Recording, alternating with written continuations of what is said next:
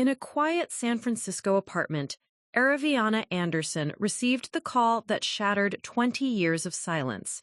Her estranged daughter Lily desperately needed $50,000 to save her failing art gallery. Araviana wasn't your typical mother. For 2 decades, she'd carried the weight of words that destroyed their relationship, known for stubborn pride that built success while fracturing family bonds. When she agreed to help, Araviana had no idea she'd reveal devastating secrets: anonymous donations, terminal cancer, and the true cost of pride. What began as a financial request became a race against time for redemption. Before we jump back in, tell us where you're tuning in from, and if this story touches you, make sure you're subscribed because tomorrow I've saved something extra special for you. The evening ritual had become sacred to Araviana Anderson, a carefully orchestrated sequence that marked the end of another day in her meticulously ordered life. At 61, she moved through her San Francisco apartment with the precision of someone who had learned that control over small things could create the illusion of control over larger ones. She folded her reading glasses and placed them on the mahogany side table, their position aligned perfectly with the edge. The evening news droned softly in the background, another recitation of a world that seemed increasingly foreign to her. Her fingers traced the spine of the book she'd been reading, a biography of a successful businesswoman who had built an empire from nothing. Araviana found comfort in such stories, tales of women who had sacrificed everything for success, who had made the hard choices and lived with the consequences. They reminded her that she wasn't alone in her pragmatism, in her belief that love sometimes meant making decisions others couldn't understand. The apartment around her reflected a life built on careful choices: neutral colors, quality furniture that would last decades, photographs strategically placed to show a family that had once been whole. She paused at the mantelpiece, her gaze lingering on a photo of her late husband Robert with their 2 children. David, serious even at 15, stood next to Lily, who was capturing butterflies in the background instead of looking at the camera. Even then, Lily had been different, artistic, unpredictable, beautiful in a way that had both thrilled and terrified Araviana. The phone's sharp ring shattered the silence at 9:47 p.m., far too late for the polite calls that occasionally punctuated her evenings. Araviana found at the unknown number displayed on the screen, a Portland area code that made her stomach clench with sudden, inexplicable dread. She considered letting it go to voicemail, but something compelled her to answer. "Hello?" Her voice carried the cautious formality she used with strangers. The silence stretched long enough that she almost hung up. Then, barely above a whisper, "Mom?" The word hit Araviana like a physical blow. 20 years of silence shattered in a single syllable, and suddenly she was 61 years old and 18 years old and every age in between, drowning in a flood of emotions she'd spent 2 decades learning to suppress. Her legs gave way and she sank into the wingback chair that had been Robert's favorite. "Lily?" The name emerged as both question and statement, barely recognizable in her own voice. Lily's voice carried across the miles, thick with emotion and something else. Desperation. I didn't know who else to call." Araviana's mind reeled. Her daughter's voice was deeper now, shaped by years of experience Araviana had missed entirely. How many times had she imagined this moment? How many conversations had she rehearsed in the dark hours before dawn? None of her careful preparations had prepared her for the raw need in Lily's voice. Is everything all right?" The maternal instinct, dormant but never dead, surged forward. No. The admission seemed to cost her everything. "No, it's not all right. I wouldn't be calling if it were." Araviana closed her eyes, 20 years of pride and hurt warring with the desperate need to help her child. "What's wrong?" "My gallery." Lily's voice strengthened slightly, as if talking about business made the conversation easier. I own a gallery in Portland. It's been my life for the past 15 years. Lily's voice carried a defensive edge now, as if she expected judgment. I see. She paused, trying to find solid ground in an earthquake. And you've tried other options. Everything. The word carried the weight of exhaustion. Banks, investors, crowdfunding. I've sold pieces from my personal collection. I've taken on extra teaching, and I've done everything except ask you. The silence stretched between them, loaded with everything they couldn't say.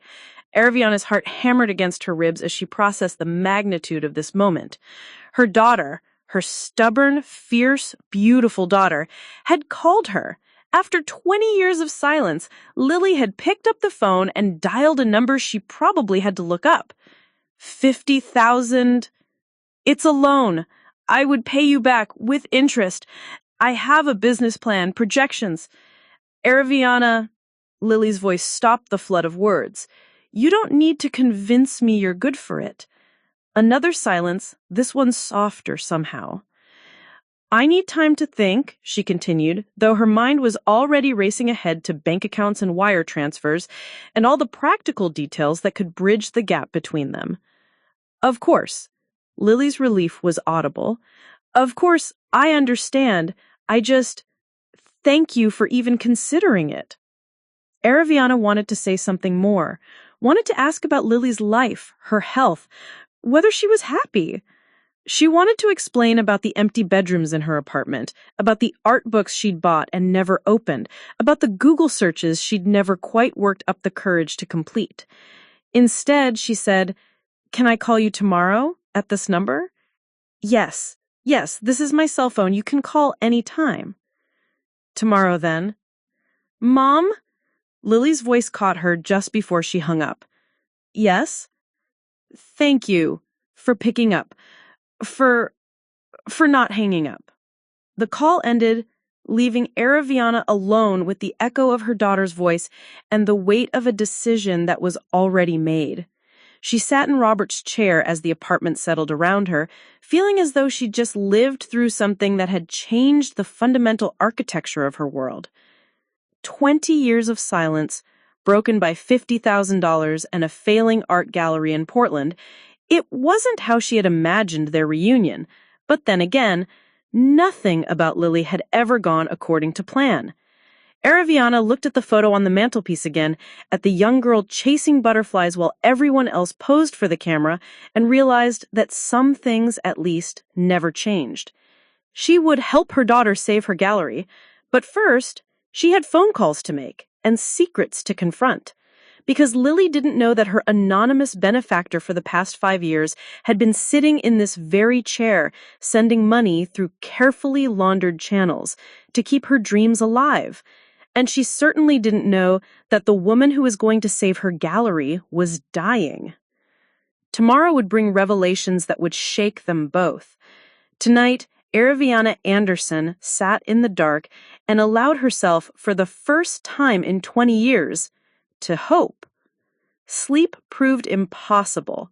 Araviana lay in her king bed, staring at the ceiling where shadows from passing headlights created a moving tableau of light and dark. Each time she closed her eyes, she heard Lily's voice again, older, deeper, but still carrying that familiar note of stubborn independence that had both infuriated and impressed her 20 years ago.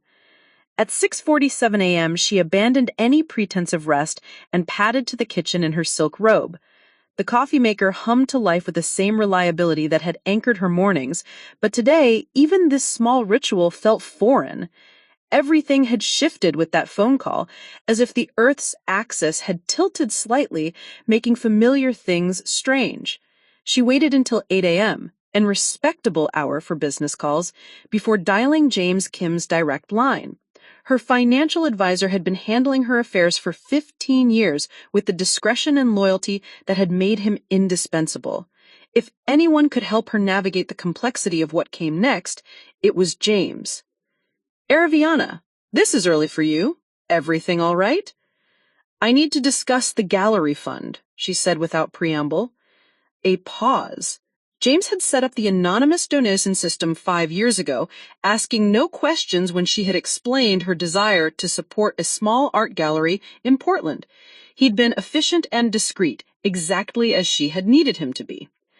Has something changed? He asked carefully. Everything. Araviana moved to her living room window, looking out at the San Francisco Bay where morning fog was beginning its slow retreat. My daughter called me last night. Another pause, longer this time. James had managed her finances through her husband's death, through her retirement, through the gradual accumulation of wealth that came from decades of careful planning. He knew about her children, or rather, her child, since she only ever spoke of David. Your daughter owns David, her diplomatic son who'd somehow maintained relationships with both his warring family members while never quite managing to bring them together. He lived 20 minutes away in Oakland with his wife Sarah and their 2 teenagers, close enough to check on her regularly, but far enough to maintain his own life. She suspected he'd sensed something was different lately. Her increasing frailty, the medical appointments she had deflected with vague mentions of routine checkups. She texted back, "Yes, 9:30. The coffee shop was a neutral space they'd claimed years ago, a small place in the Mission where David could update her on his children's lives, and she could pretend she wasn't hungry for every detail about the granddaughter and grandson she barely knew. They called her Grandma Arviana when David brought them for awkward holiday visits, formal little greetings that broke her heart with their politeness. David was already waiting when she arrived, his engineer's precision evident in the way he'd chosen a corner table away from foot traffic. At 45, he looked more like his father every year, the same careful posture, the same way of listening that made people feel heard. But where Robert had been decisively calm, David carried an anxious energy that spoke to years of trying to hold a fractured family together. "You look tired," he said as she sat down, his dark eyes scanning her face with the concerned attention she'd tried so hard to deflect. Lily called. She'd learned over the years that directness with David worked better than deflection. His coffee cup paused halfway to his lips. "What?" "Last night. She needs money for her gallery."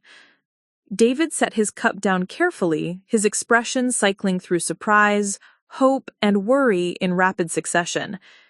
"How much money?" "50,000. Her landlord is selling the building." "And you said that I'd consider it." David leaned back in his chair, running a hand through hair that was beginning to gray at the temples. "Mom, do you know how long I've been waiting for something like this?" The hope in his voice made her chest tighten. David had been 8 when Lily left, old enough to understand that his family was breaking apart, but too young to do anything about it. He'd spent his teenage years shuttling between his parents' grief and his sister's absence, trying to be enough family for everyone. She sounded, Arviana searched for the right word, desperate. This wasn't easy for her. It wouldn't be. You know how proud she is. Like her mother. David's laugh held no humor. Like both her parents. Dad always said the 2 of you were too much alike to live in the same house peacefully. Robert had said that, usually when he was trying to mediate one of their epic fights about Lily's choices, her friends, her future. Arviana had wanted security for her daughter, a stable career, a conventional life that would protect her from the world's harsher realities. Lily had wanted art, adventure, authenticity, everything that seemed designed to break a mother's heart. "David," Arviana reached across the table and covered his hand with hers. "There's something else. Something I've never told you." His eyes sharpened with attention. "I've been supporting her gallery anonymously for 5 years. Monthly donations, emergency funds when she needed equipment. She doesn't know it's me." David stared at her for a long moment, his expression unreadable. How much? About 30,000 total. Jesus, Mom. He pulled his hand free and rubbed his face. Why didn't you tell me? Because I didn't want you to feel obligated to keep another secret. Another secret? His voice carried a dangerous edge.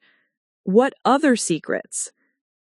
This was the moment, the choice between continued isolation and the messy complications of honesty.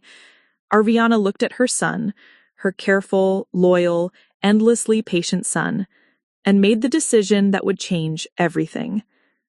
I'm sick, David. I have pancreatic cancer, stage 3. The words hung between them like a physical presence. David's face went through a series of changes: shock, denial, understanding, anger, before settling into a kind of devastated composure that reminded her painfully of his father. How long have you known? 6 months. 6 months, he repeated the words as if testing their weight. And you didn't tell me? I didn't want... Don't. Don't tell me you didn't want to worry me. Don't tell me you were protecting me. I'm 45 years old, Mom. I'm your son. The hurt in his voice was worse than anger would have been. Arviana realized she'd become so good at protecting people from difficult truths that she'd forgotten how isolation could be its own form of cruelty. You're right, she said quietly. I should have told you. How long do you have? Dr. Williams says 6 to 8 months with treatment, maybe less. David sat back in his chair, the fight going out of him as quickly as it had flared. And now Lily calls. Yes. She doesn't know about the cancer? No. Or about you being her anonymous donor? No. David was quiet for a long time, staring out the window at the street where San Francisco was beginning its daily transformation from sleepy to bustling. Finally, he turned back to her. What are you going to do? I'm going to give her the money, and then I'm going to tell her the truth. About the donations, about the cancer, all of it. That's going to be a lot for her to process. I know, but I can't die with these secrets between us. The word die seemed to echo in the space between them. David reached across the table and took her hand again, his grip firm and warm. I'll help. However you want to do this, I'll help. Relief flooded through her. She'd been carrying these secrets alone for so long that she'd forgotten how much lighter they could feel when shared. I need to call Dr. Williams first, get a realistic timeline. Then I need to figure out how to tell Lily everything without sending her running again. She's not 18 anymore, Mom. She might surprise you. Arviana thought about the voice she'd heard last night. Older, steadier, but still carrying that essential Liliness that both frustrated and charmed her. 20 years was a long time. People changed, grew, learned to forgive things that had once seemed unforgivable. I hope so, she said, because I don't think I have time for another 20 years of silence. As they left the coffee shop, David walking beside her with the careful attention he'd probably give her for whatever time remained, Arviana felt something she hadn't experienced in years, the fragile, dangerous sensation of hope. The call to Dr. Williams confirmed what Arviana already knew in her bones. Time was running out faster than anyone wanted to admit. The oncologist's gentle voice carried a new urgency as she explained the latest blood work, the progression markers that indicated the cancer was advancing despite treatment. We're looking at months rather than the year we'd hoped for, Dr. Williams said with the careful honesty that made Arviana trust her from the beginning. Maybe 3 to 4 months. I'm sorry, Arviana. 3 to 4 months. The number set in Arviana's chest like a stone as she ended the call and stared at Lily's contact information on her phone. How do you rebuild a relationship in 3 months?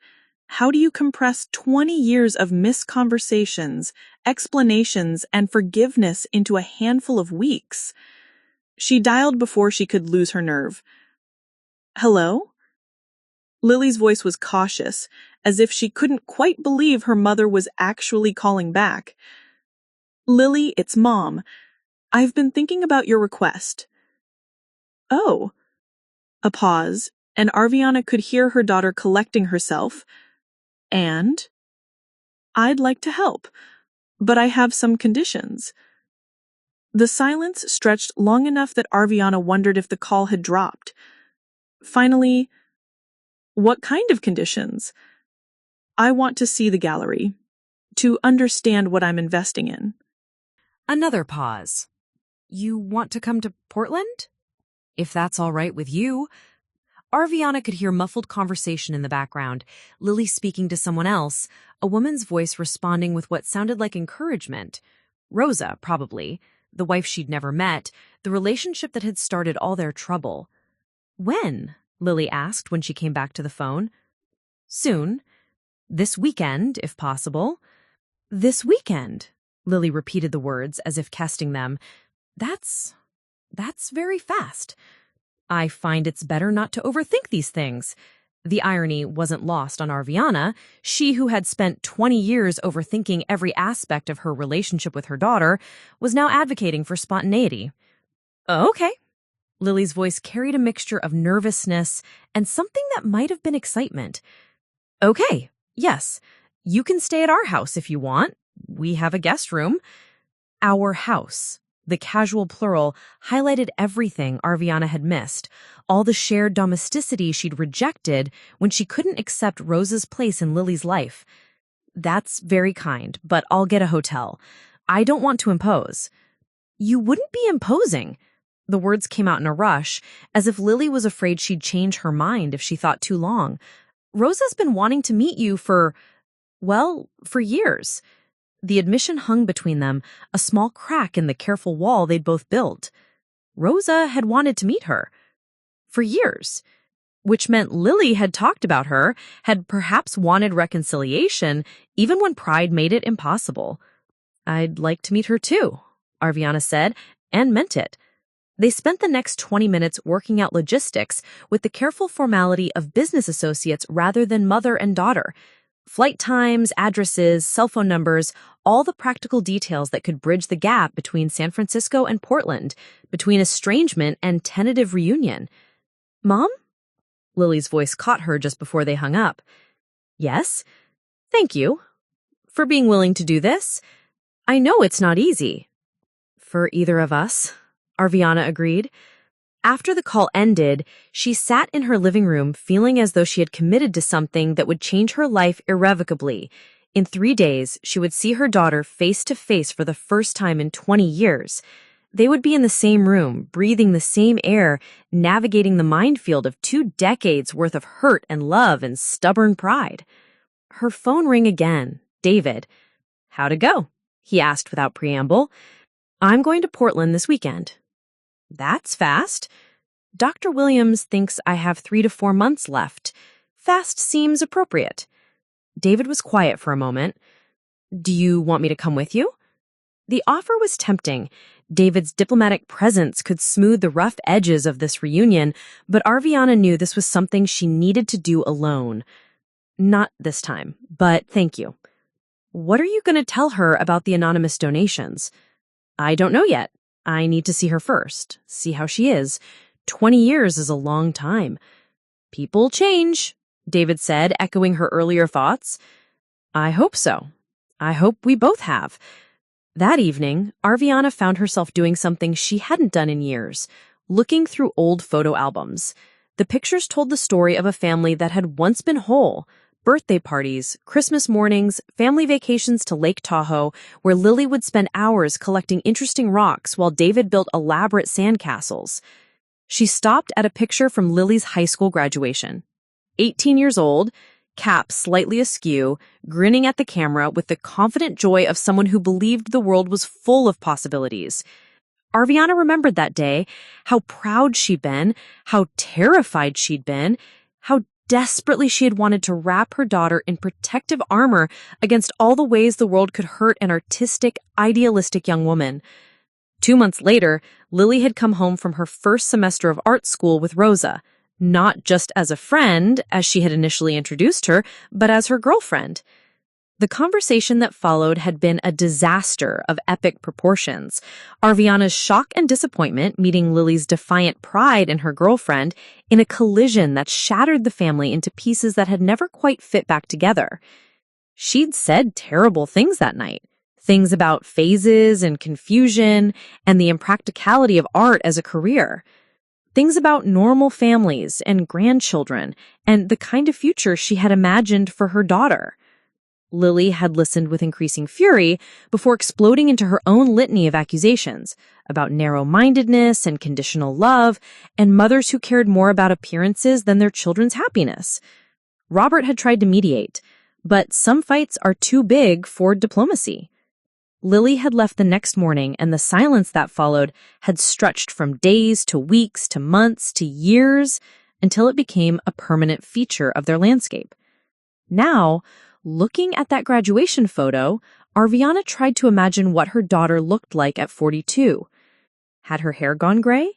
Did she still have that slightly lopsided smile? Did she still collect interesting rocks, or had 20 years of adult responsibilities worn away such small joys? In 3 days, she would find out. The plane tickets were booked, the hotel reservation made. James had prepared the financial reports, detailing 5 years of anonymous donations. Dr. Williams had adjusted her medication schedule to account for travel fatigue.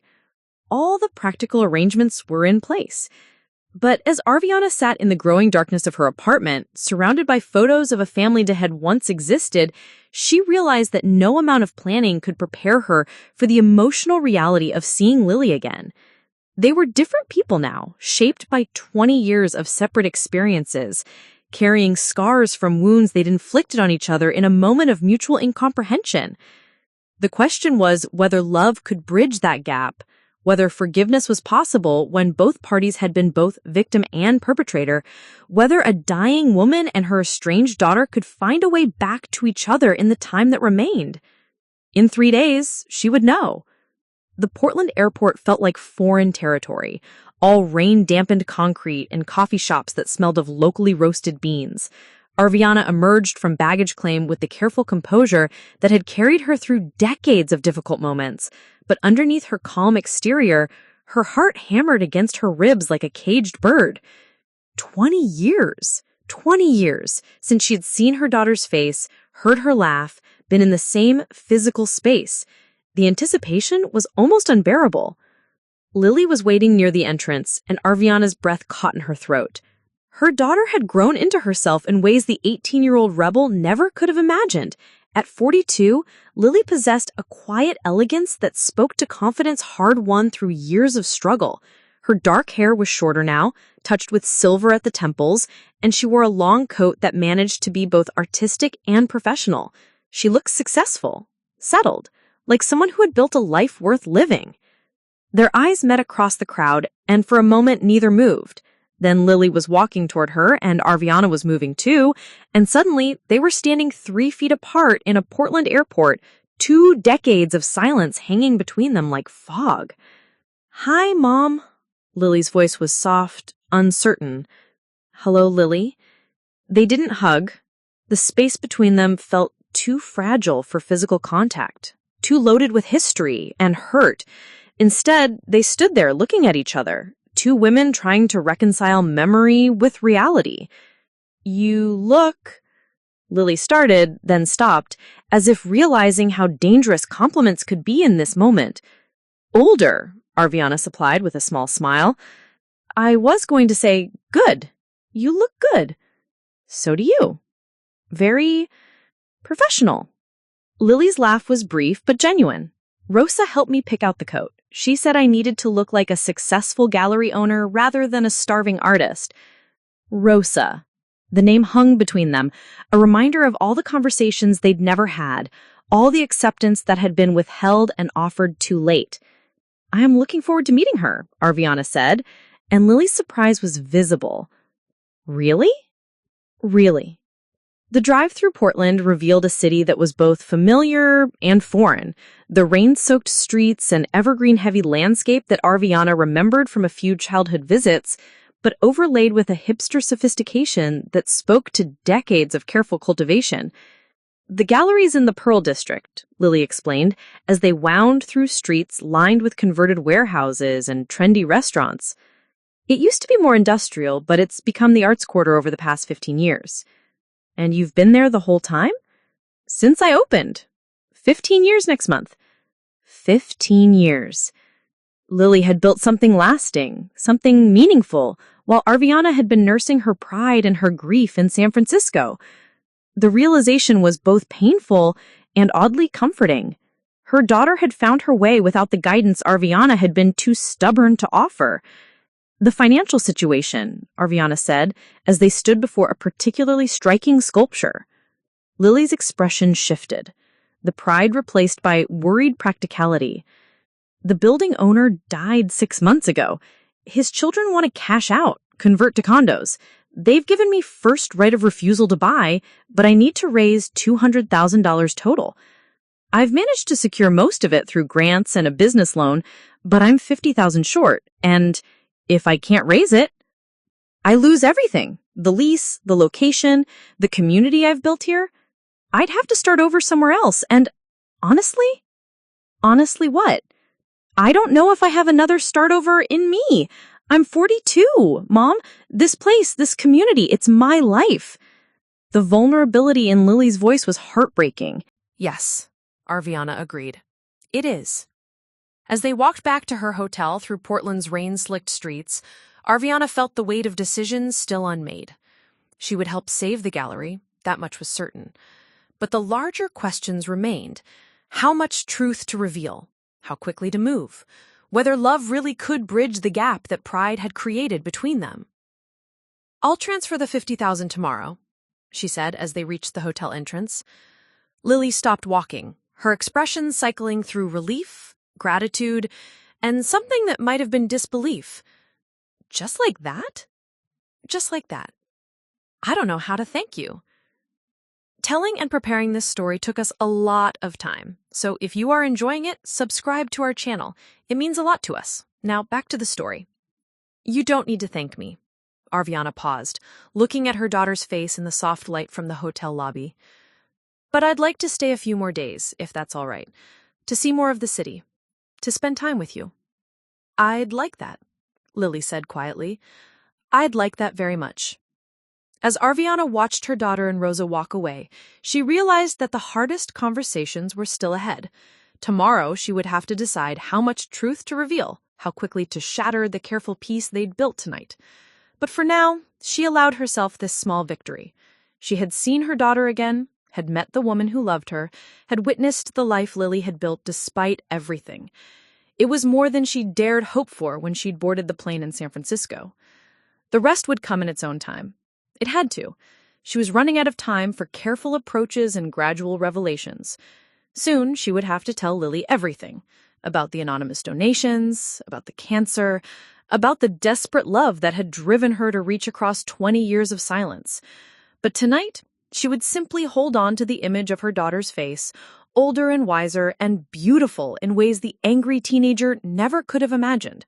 Tonight, that was enough. The morning arrived gray and drizzly, Portland's signature weather matching the churning uncertainty in Arviana's chest. She'd barely slept, her mind cycling through the revelation she knew she had to make, and all the ways it could go catastrophically wrong. The hotel room felt suffocating, its beige walls and generic artwork serving as a stark reminder of how far she was from the controlled environment of her San Francisco apartment. She'd arranged to meet Lily at the gallery at 10, ostensibly to finalize the financial transfer. The $50,000 had already been wired, James Kim's efficiency ensuring that the practical matter was handled with his usual discretion. But money was the least complicated part of what lay ahead. The documents James had prepared sat in her briefcase like unexploded ordnance. 5 years of anonymous donations carefully laundered through a charitable foundation he'd established specifically for this purpose. $37,000 over 60 months. each transfer documented with the precision that had made him invaluable to her financial planning. But what the numbers couldn't capture was the emotional complexity of each donation. The love, the guilt, the desperate need to help her daughter from a distance when pride made it impossible to make direct contact. Arviana dressed with unusual care, choosing a navy blazer and cream blouse that projected confidence she didn't feel. In the mirror, she looked like what she was, a successful woman in her early 60s, someone accustomed to difficult conversations and complex negotiations. But this wasn't a business deal. This was about love and deception and the terrible ways we sometimes try to care for people who've asked us not to. The walk to the gallery took longer than necessary.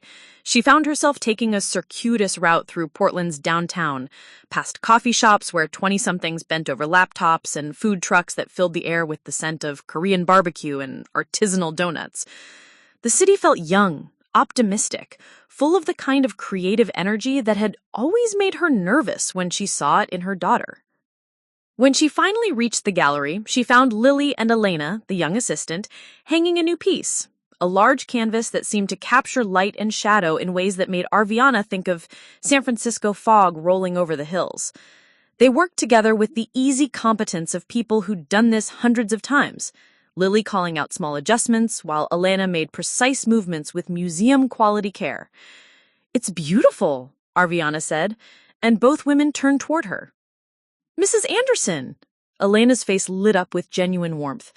"Lily told me you're helping save the gallery. That's amazing." "It's an investment," Arviana corrected automatically, then caught herself. Why was I still so careful about admitting to generosity? But yes, I'm happy to help. Lily finished adjusting the piece and stepped back to survey their work. "Elena, would you mind taking an early lunch? I need to speak with my mother privately." The young woman gathered her things with the tactful efficiency of someone who understood when to make herself scarce. "I'll be back around 1, she said, then paused near the door. "And, Mrs. Anderson? Thank you. This place means everything to all of us." After Elena left, the gallery felt different, more intimate, more charged with the weight of everything unsaid between them. Lily moved to the coffee station she'd set up in one corner, a small concession to the cafe culture that dominated Portland's art scene. "Coffee?" she offered, already reaching for mugs. "Please." They settled in the comfortable chairs Lily had arranged near the front window, coffee growing cold in their hands as rain streaked the glass. For several minutes, they sat in companionable silence, watching the city wake up around them. "The transfer went through," Arviana said finally. "I saw. Thank you." Lily's voice carried relief and something else, a wariness that suggested she sensed this conversation was about more than banking logistics. "Lily, there's something I need to tell you. Something important." Her daughter's posture shifted almost imperceptibly, the relaxation of the morning giving way to tension. "What is it?" Arviana opened her briefcase and withdrew the folder James had prepared. Financial documents, transfer records, 5 years of secret generosity documented in neat columns and precise dates. But what the numbers couldn't capture was the emotional complexity of each donation. The love, the guilt, the desperate need to help her daughter from a distance when pride made it impossible to make direct contact. Arviana dressed with unusual care, choosing a navy blazer and cream blouse that projected confidence she didn't feel. In the mirror, she looked like what she was, a successful woman in her early 60s, someone accustomed to difficult conversations and complex negotiations. But this wasn't a business deal. This was about love and deception and the terrible ways we sometimes try to care for people who've asked us not to. When she finally reached the gallery, she found Lily and Elena, the young assistant, hanging a new piece. A large canvas that seemed to capture light and shadow in ways that made Arviana think of San Francisco fog rolling over the hills. They worked together with the easy competence of people who'd done this hundreds of times, Lily calling out small adjustments while Elena made precise movements with museum-quality care. "It's beautiful," Arviana said, and both women turned toward her. "Mrs. Anderson!" Elena's face lit up with genuine warmth. Lily told me you're helping save the gallery. That's amazing. It's an investment, Arviana corrected automatically, then caught herself. Why was I still so careful about admitting to generosity? But yes, I'm happy to help. Lily finished adjusting the piece and stepped back to survey their work. Elena, would you mind taking an early lunch? I need to speak with my mother privately. The young woman gathered her things with the tactful efficiency of someone who understood when to make herself scarce. I'll be back around 1, she said, then paused near the door. And, Mrs. Anderson, thank you. This place means everything to all of us. After Alina left, the gallery felt different, more intimate, more charged with the weight of everything unsaid between them. Lily moved to the coffee station she'd set up in one corner, a small concession to the cafe culture that dominated Portland's art scene. Coffee? She offered, already reaching for mugs. Please. They settled in the comfortable chairs Lily had arranged near the front window, coffee growing cold in their hands as rain streaked the glass.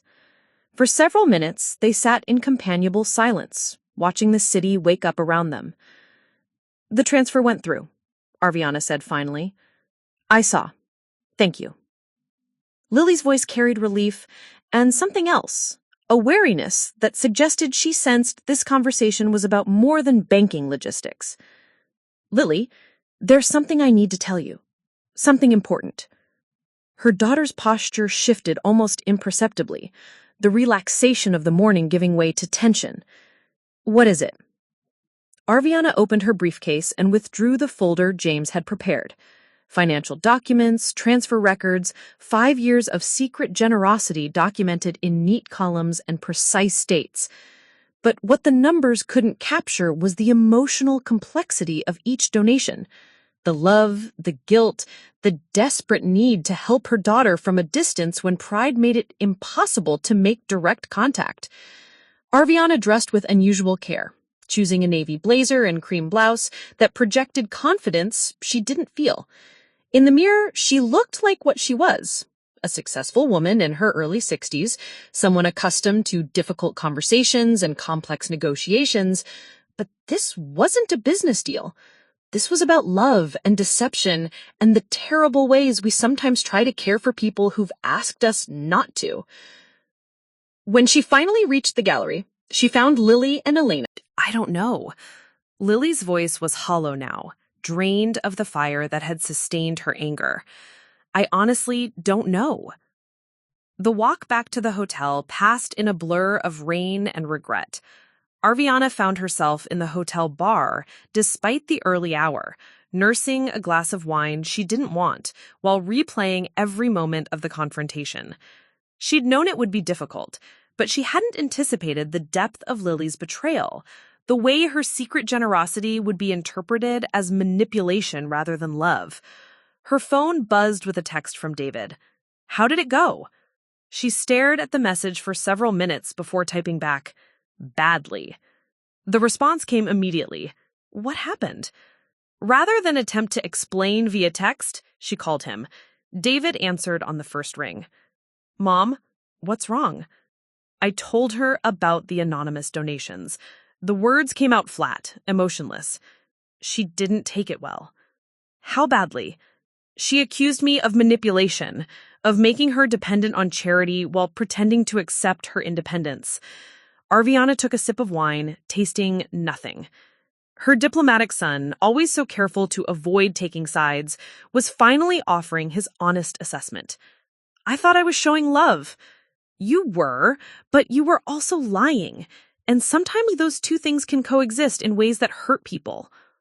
Arviana closed her eyes, feeling the weight of 61 years of choices that seemed reasonable at the time, but looked increasingly questionable in retrospect. What do I do now? You wait. You give her space to be angry and hurt and confused, and then, when she's ready, you try again. And if she's never ready, then at least you'll know you tried to tell her the truth. That has to count for something. After the call ended, Arviana remained in the hotel bar, watching Portland's afternoon traffic navigate rain-slicked streets. She thought about Rosa, who would soon arrive at the gallery to find Lily devastated by revelations that challenged everything she believed about her own success. She thought about Elena, young and idealistic, whose hero worship of Lily was built on the foundation of independence that Arviana had unknowingly undermined. Most of all, she thought about Lily's face in those final moments. Not angry anymore, just exhausted and confused. 20 years of pride and hurt condensed into a single question. Did Arviana accept her daughter, or just her daughter's achievements? The honest answer was that she didn't know. She had spent so many years focused on the external markers of success, the gallery, the stability, the evidence that Lily had built something lasting, that she had lost track of the person underneath those achievements. The angry teenager who'd stormed out 20 years ago had grown into a woman Arviana barely knew, and the anonymous donations had been as much about her own need to feel useful as they were about helping Lily succeed. Her phone buzzed again, a text from an unknown number. "This is Rosa. Lily told me what happened. I think we should talk." Arviana stared at the message, trying to decode the emotional subtext. Was this an accusation, an offer of mediation, a warning to stay away? She typed back, "I'm at the Haithman Hotel, bar." The response came quickly, "On my way." 20 minutes later, Rosa appeared in the hotel bar, shaking rain from her coat and scanning the room until she spotted Arviana in a corner booth. She approached with the measured stride of someone who'd spent years navigating difficult family dynamics in her professional life. "Thank you for agreeing to see me," Rosa said as she slid into the opposite seat. "Thank you for coming." Arviana studied Lily's wife, seeing her clearly for the first time. Yesterday's meeting had been too charged with reunion energy to allow for real observation, but now she could see the strength that had supported Lily through 20 years of estrangement, the wisdom that probably had encouraged this reconciliation attempt. "Lily's pretty shaken up," Rosa said without preamble. "I imagine she is. She feels betrayed, not just by the money, but by what it represents about your relationship." Arviana nodded, accepting the assessment. "I can understand that." "Can you?" Rosa's voice carried the gentle challenge of someone accustomed to getting beneath surface responses. "Because I'm not sure Lily thinks you understand why this is so devastating for her." "Then help me understand." Rosa ordered coffee from the passing server, taking her time to consider her words. "Lily has built her entire adult identity around the idea that she succeeded despite your rejection. The gallery, the life we've built together, the community she's created, all of it was proof that she could thrive without your approval. And now she's learned that part of that success was subsidized by me." Exactly. It undermines the foundation of how she sees herself. Rosa's coffee arrived, and she wrapped her hands around the mug as if seeking warmth. But there's something else, something she probably won't tell you herself. What? Those anonymous donations gave her hope. Every time one arrived, she'd wonder who believed in her work enough to support it. She'd create entire fantasies about this mysterious benefactor who understood her vision. The revelation hit Arviana like a physical blow. She hoped it was me? Part of her did. The part that never stopped wanting your approval, your recognition that what she was doing mattered. But she always talked herself out of it. Said you'd never support something you disapproved of, that if you wanted to help, you would do it directly and with conditions. So learning that it was me confirms that you still couldn't accept her enough to be honest about it, that even your support came with the condition that she couldn't know about it. Arviana felt the weight of unintended consequences settling on her shoulders. Every choice she had made in an attempt to bridge the gap between them had actually widened it, creating new layers of deception and hurt. "I never meant it to be conditional," she said quietly. "I believe that. But intent and impact aren't always the same thing." Rosa leaned forward slightly. "Lily spent 20 years learning to live without your approval. Having to rewrite that story, learning that part of that success was subsidized by you, that's devastating in ways that go beyond money. What can I do?" "I don't know if there's anything you can do right now.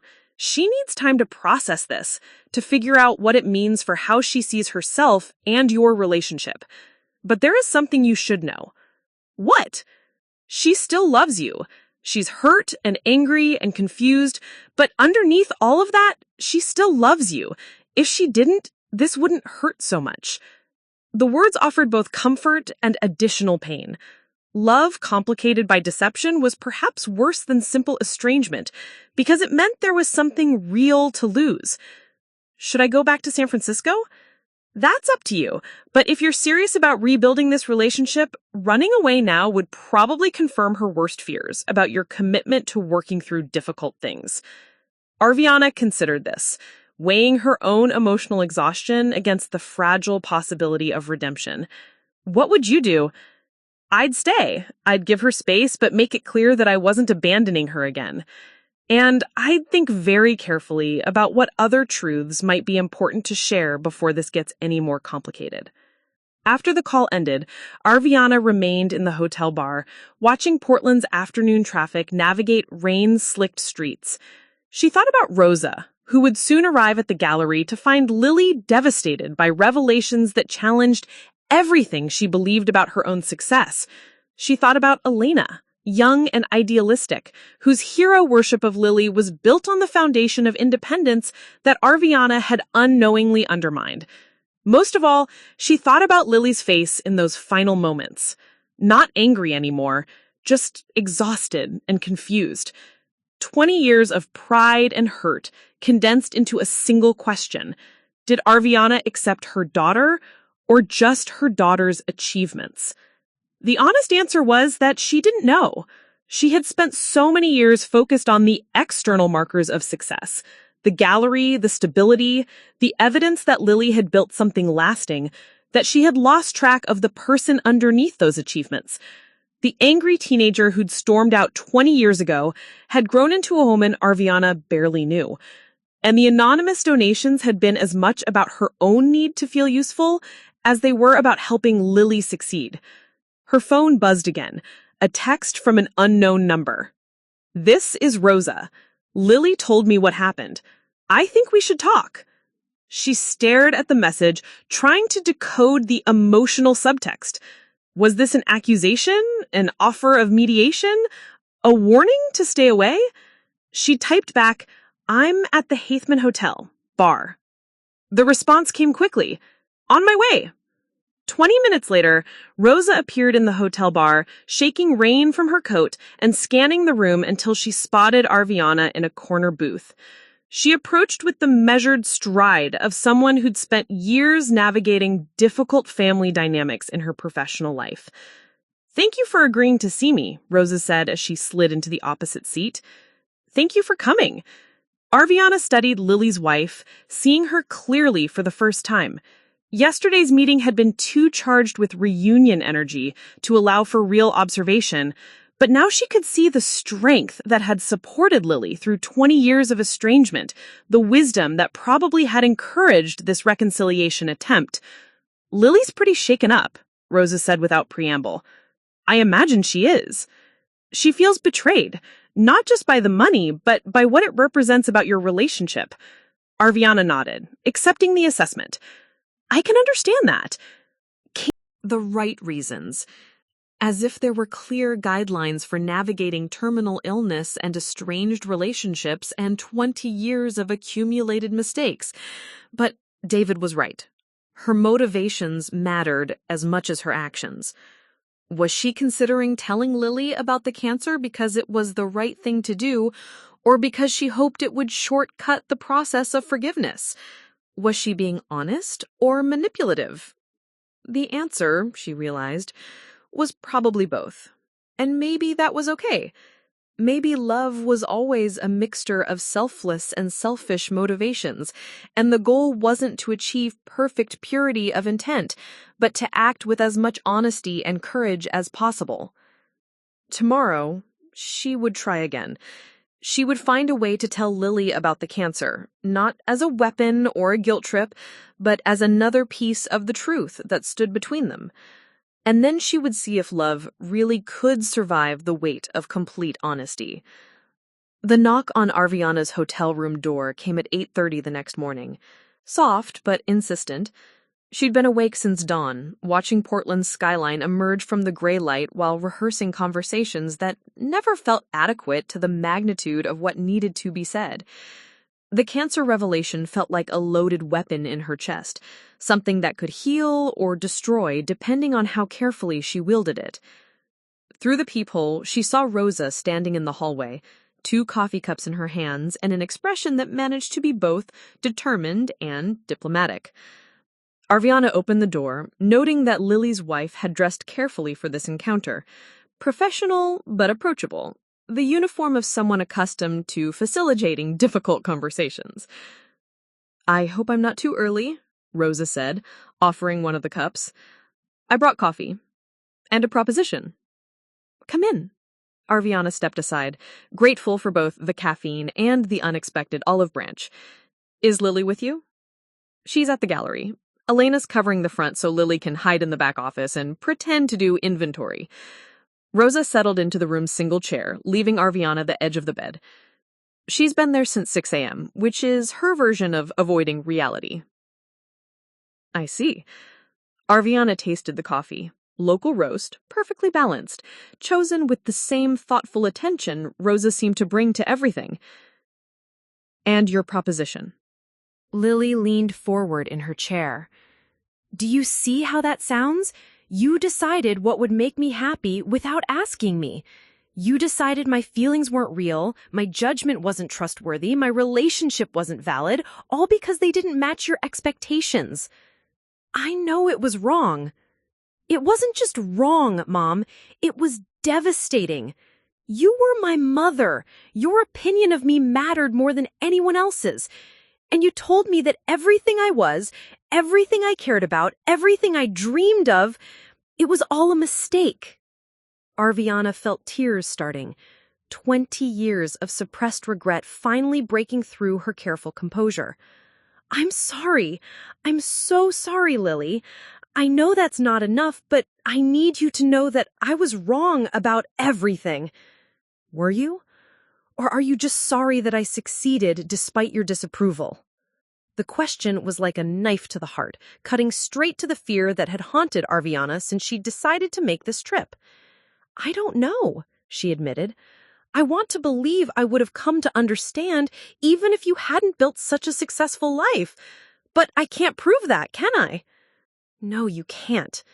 Lily's voice was gentle now, but no less honest. "And that's part of what makes this so hard. I don't know if you love me or just love the version of me that finally became acceptable to you." "I love you," Arviana said fiercely.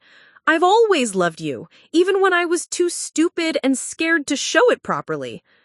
"But do you accept me? All of me? My marriage to Rosa, my choice to prioritize art over financial security, my decision to build a life that probably doesn't match your definition of practical." The questions hung between them like a test. Arviana looked at her daughter, really looked at her, trying to see past her own fears and expectations to the woman Lily had actually become. "I'm trying to," she said finally. "I'm learning to. But you're right that I can't prove it, and I understand why that makes it hard for you to trust me."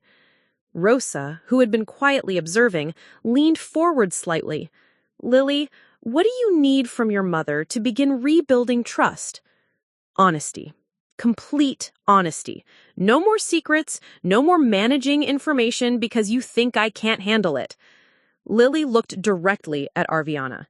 "And I need to know that if I disappoint you again, if I make choices you don't understand, you won't disappear for another 20 years. "I won't," I said immediately. "You can't know that. People make promises in emotional moments that they can't keep when things get difficult." "You're right. But I can tell you that disappearing from your life is the biggest regret of mine. Whatever mistakes you make, whatever choices I don't understand, losing you was worse than any of that." They sat in silence for several minutes, the weight of 20 years of hurt and love and stubborn pride settling around them like fog. Finally, Rosa stood. I think you two need to continue this conversation alone, she said, gathering her coat. Arviana, you mentioned having more truth to share. Whatever it is, now is the time. After Rosa left, the house felt different, more intimate, more charged with possibility and danger. Lily curled deeper in her chair, watching her mother with an expression that mixed wariness with something that might have been hope. What else, Mom? What other secrets are you carrying? This was it. The moment when complete honesty would either bridge the gap between them or destroy any chance of reconciliation. Arviana thought of Dr. Williams' gentle voice, of James Kim's careful financial planning, of David's worried questions. All the people who knew her time was running out while her daughter sat waiting for truth that would change everything. "I'm dying," she said simply. Lily's face went completely blank. "What?" "I have pancreatic cancer, stage 3. Dr. Williams says I have 3 to 4 months left, maybe less." The words sat between them like a physical presence. Lily's expressions cycled through disbelief, understanding, and something that looked like panic. "How long have you known?" 6 months. 6 months. Lily repeated the words as if testing their weight. "And you didn't tell me." "I didn't know if you'd want to know, if it would feel like manipulation or guilt or—" "Of course I'd want to know." The explosion was sudden and total. "You're my mother. You're dying and you didn't think I'd want to know?" "I thought it might complicate things." Things were already complicated. Lily stood up, pacing the small room. "My mother is dying, and I've spent 20 years not speaking to her. And yesterday I was angry about money when I should have been—" Her voice broke completely. "Lily, is that why you came? Because you're dying? It's part of why the timing matters so much." Jesus. Lily sank back into her chair, covering her face with her hands. "I wasted 20 years being angry at you, and now you're dying." "You didn't waste anything. You built a beautiful life. You became an incredible woman. You found love and purpose and community without me.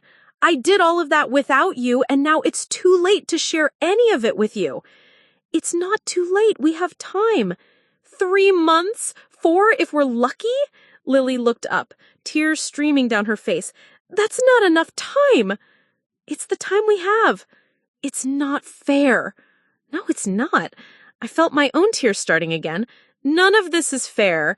I should have reached out years ago. I should have been brave enough to apologize, to try to understand who you really were instead of who I wanted you to be.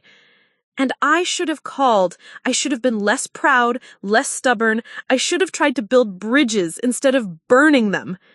They were both crying now, 20 years of accumulated regret spilling out in a hotel room in Portland while rain streaked the windows and time ran out around them. "I'm sorry. I'm so sorry for all of it. For the things I said, for the years I missed, for not being the mother you deserved." "I'm sorry too. For leaving, for staying away, for being too proud to reach out. For wasting so much time we can't get back. We can't change the past, but we can decide what to do with the time we have left. What do you want to do with it? I want to know you. The real you, not the version I tried to create or the version I imagined from a distance. I want to understand your work, your relationship with Rosa, the life you've built here. I want you to know me too. Not just as your mother, but as a person who made mistakes and learned from them too late." "That's a lot to fit into 3 months. Then we better not waste any more time." Lily looked at her for a long moment, seeming to weigh decades of hurt against the impossibility of time's limit. Finally, she nodded. "Okay, but we do this honestly. No more secrets, no more managing information because you think I can't handle it." "All of it," Arviana agreed. "And I need to call David. He should be here for this." "He'd like that." "And you're staying with us, not in a hotel. If we're going to do this, we're going to do it right." The offer was unexpected, generous beyond what Arviana had dared to hope for. Are you sure? I'm sure. Rosa will insist anyway. She's been wanting to take care of you since she found out you existed. As if summoned by her name, Rosa appeared in the doorway, her expression carefully neutral. How are we doing? Better, Lily said, wiping the last of her tears. Mom's staying with us. Good. Rosa's smile was warm, genuine. I'll get the guest room ready. And Lily, your mother looks like she could use some food and some rest. It was true. The emotional weight of complete honesty had left Arviana feeling drained, but somehow lighter, as if she'd been carrying a burden she hadn't fully realized was there. Thank you, she said to both of them, for giving me another chance, for being willing to try. We're all trying, Rosa said gently. That's what families do. Family.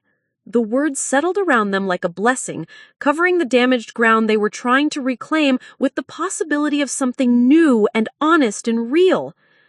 The guest room in Lily and Rosa's house was painted a soft sage green, with white curtains that filtered the afternoon light into something gentle and healing. Arviana sat on the edge of the bed, looking around at the space they'd created for her. Fresh flowers on the nightstand, extra blankets folded neatly on the chair, a small selection of books that suggested careful thought about her tastes and interests. Through the thin walls, she could hear Lily on the phone with David, explaining everything in the rapid, emotional shorthand that family developed during crisis. She's here. Yes, she told me. No, I don't know exactly how long. Can you come up this weekend? The conversation felt surreal, her children discussing her mortality with the same practical attention they might give to vacation planning or holiday logistics. But underneath the strange calm that had settled over the house since this afternoon's revelations, Arviana could sense the barely controlled panic that came with compressed timelines and suddenly urgent decisions. A soft knock interrupted her thoughts. Rosa appeared in the doorway, carrying a tray with tea and what looked like homemade soup. You haven't eaten since this morning. Rosa settled the tray on the small table by the window, and Lily mentioned you've been dealing with some treatment side effects.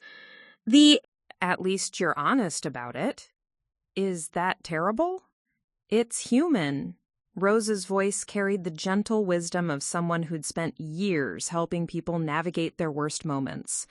But it also means we need to be very careful about how we move forward. What do you mean? Terminal illness can create a false urgency around forgiveness.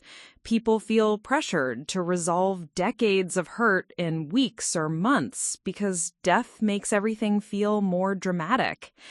Rosa reached for her own tea, cradling the cup as if seeking warmth. But real healing takes time, and sometimes the pressure to forgive quickly can actually make things worse. Arviana felt her stomach clench with something beyond cancer-related nausea. Are you saying I shouldn't have told her? No, I'm saying you both need to be aware of the emotional complexity of what you're attempting. Lily wants to rebuild a relationship with you, but she also doesn't want to do it just because you're dying. She wants any forgiveness to be real, not just a response to guilt or urgency. And how do we navigate that? Carefully, honestly, by accepting that some things might not get resolved before. Rosa trailed off, clearly struggling with how to reference Arviana's approaching death. Before I die. Yes, and by focusing on what can be authentic in the time you have, rather than trying to manufacture a perfect reconciliation because the clock is ticking. The conversation was interrupted by Lily appearing in the doorway, phone in hand, and an expression that mixed relief with anxiety. David's driving up tomorrow morning. He's bringing Sarah and the kids. He said something about not wanting to miss any more family time. Lily sat on the edge of the bed next to her mother. I also called Elena and told her I'm taking the next week off. The gallery can run itself for a few days. You don't need to disrupt your life. Mom, Lily's voice was gentle but firm. My mother just told me she's dying. Disrupting my life seems like the appropriate response. But your business will survive. Elena's perfectly capable of managing things, and the community will understand. She reached over and took Arviana's hand, the first voluntary physical contact they'd shared in 20 years. Besides, what's the point of saving the gallery if I'm too busy to spend time with the people who matter? The simple touch was overwhelming, warm, deliberate, an invitation back into the physical intimacy of family. Arviana found herself studying their intertwined fingers, noting how Lily's hands had aged, developed the small calluses and faint scars that spoke to a life of making things, building things, caring for things. Dr. Williams wants to discuss treatment options. She mentioned the possibility of experimental trials, more aggressive chemotherapy, things that might extend the timeline. What do you want to do? I don't know. The treatments are difficult and there's no guarantee they'll help. They might just make whatever time I have left more miserable. Rosa and Lily exchanged glances, having one of those wordless conversations that long-term couples developed.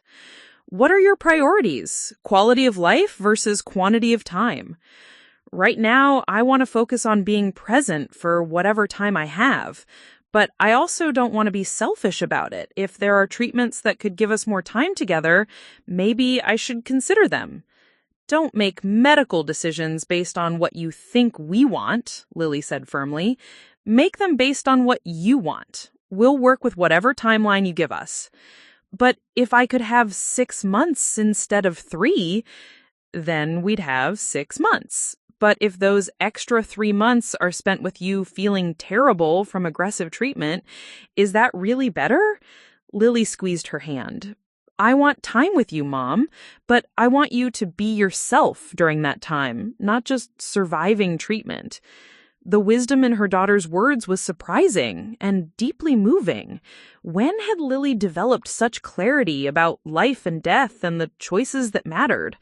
When had she learned to think beyond simple binary options to the more complex questions of meaning and authenticity? I'll talk to Dr. Williams about palliative care options, focus on quality of life, pain management, staying functional for as long as possible. We'll all talk to her, Rosa corrected. If we're doing this as a family, we need to understand the medical realities together. The word family still felt fragile, new, like something they were all trying on to see if it fit. But there was something deeply comforting about the assumption that they would face whatever came next together, that Arviana wouldn't have to navigate the end of her life in the careful isolation she had maintained for so many years. There's something else we need to discuss, Lily said, her voice taking on the careful tone that indicated difficult territory ahead. The anonymous donations. Arviana's stomach clenched. In the emotional upheaval of the cancer revelation, she'd almost forgotten about yesterday's explosion, the anger and betrayal that had brought them to this point of crisis.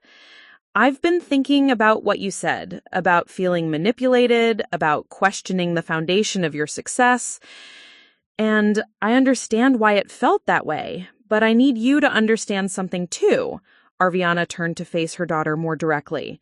Those donations weren't about control or manipulation. They were about love. Flawed, incomplete, cowardly love, but love.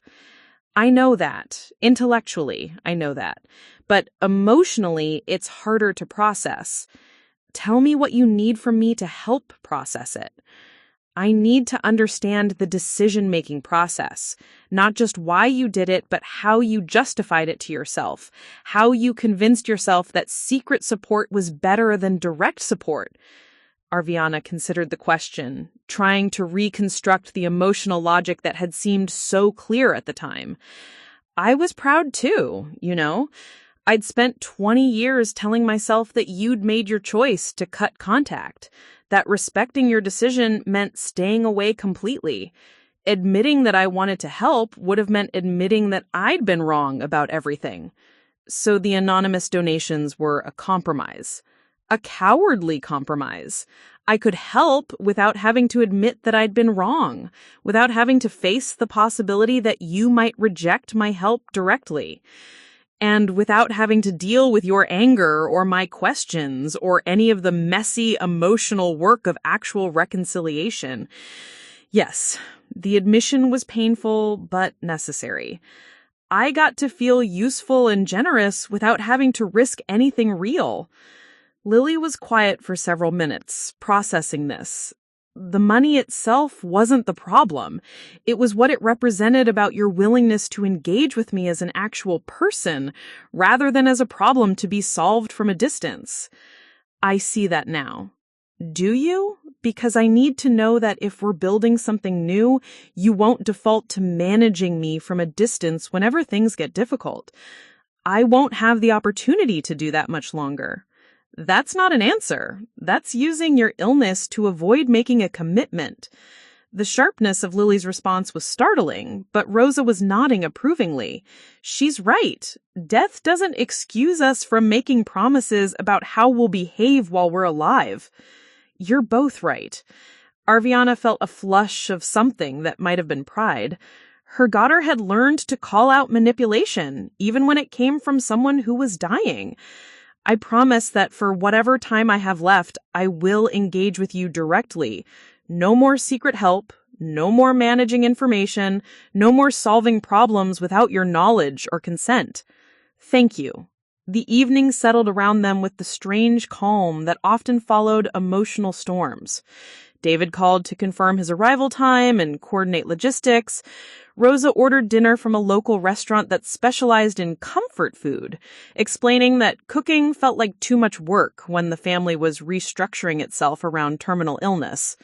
They ate in the living room, sitting on the floor around the coffee table like children at a picnic. The informality felt both strange and natural. Arviana couldn't remember the last time she'd eaten a meal without proper table settings and careful attention to etiquette. But here, surrounded by mismatched cushions and Rosa's eclectic collection of art books, formal dining seemed not just unnecessary, but actively counterproductive to the intimacy they were trying to build. "Tell me about your work," Arviana said as they shared containers of Thai food. "Not the business aspects, but the artistic vision. What are you trying to create with the gallery?" Lily's face lit up with the kind of passion that had always both thrilled and worried her mother. "I want to create a space where emerging artists can take risks, where people can encounter art that challenges them without feeling intimidated or excluded." "How do you balance that with commercial viability?" "Carefully. I show work that I believe in, but I also pay attention to what connects to people. Sometimes those two things align perfectly, and sometimes I have to be more creative about making them work together. Give me an example." "There's a young artist named Marcus who creates these incredible installations using recycled materials. Environmentally conscious, socially engaged, technically brilliant, but his work was considered too political for most commercial galleries. I gave him his first solo show 2 years ago. It was challenging work, difficult work, but it started conversations that the community needed to have." "Thank you," she said, as Rosa collected the empty containers, "for taking care of her when I couldn't, for building a family that had room for me even after everything." "Thank you for raising someone worth loving," Rosa replied simply. By 10 o'clock, the exhaustion of emotional revelation was catching up with all of them. Arviana's cancer-related fatigue was compounded by the stress of compressed relationship building, leaving her feeling drained but oddly peaceful. "David will be here by noon tomorrow," Lily said, as they prepared for bed. "That gives us the morning to ourselves. What would you like to do?" "I'd like to see more of the gallery, to understand the world you've created." Arviana paused. "And I'd like to meet Elena, properly this time. She seems important to you." "She is. She's like the daughter Rosa and I never had." The casual reference to children not had was like a small knife to the heart. Another reminder of all the conversations they'd never had, all the life decisions Arviana had missed entirely. "Do you regret not having children?" "Sometimes. But we created family in other ways. Elena, the artists we've mentored, The community around the gallery. It's not traditional, but it's real. Another lesson in the expansiveness of love, the possibility of creating meaning outside conventional structures. How much had Arviana missed by insisting on narrow definitions of success and family and appropriate life choices? "I'm proud of you," she said quietly. "Not just for the gallery, but for the life you've built, for the person you've become. That means everything to me, even now, even after all this time. Your approval still matters more than it should. Then you have it, completely and without reservation." They hugged goodnight, tentatively, still learning the physical language of renewed relationship, and Arviana retired to the guest room feeling something she hadn't experienced in 20 years, the peace that came from being part of a family.